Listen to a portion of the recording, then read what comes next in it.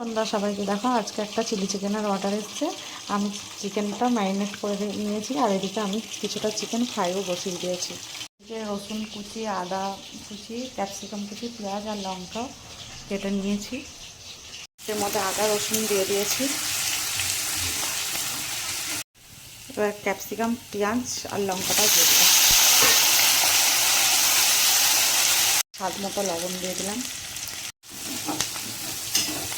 এর মধ্যে soya sauce দিয়ে দিচ্ছি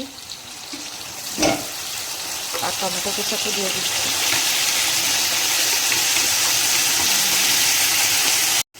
এবার পরিমাণ মতন জল দিয়ে দেবো।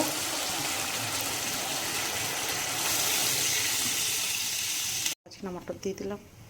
ফ্রাই করে রাখা চিকেনটা এবার আমি দিয়ে দেবো।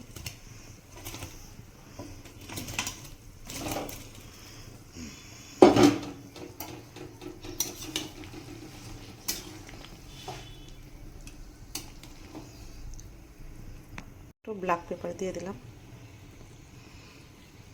এবার কর্নফ্লাওয়ারটা দিয়ে দেবো। যে কর্নফ্লাওয়ার দেওয়া হয়ে গেছে। আবার চিলি চিকেন আমার রেডি হয়ে গেছে। এবার নামাবো। কেমন হয়েছে সবাই একটু দেখে বলো। ভালো লাগলে লাইক কমেন্ট করবে। এই যে এখন চিলি চিকেনটা হয়ে গেছে, একটু ধনেপাতা দিয়ে দেবো উপর দিয়ে।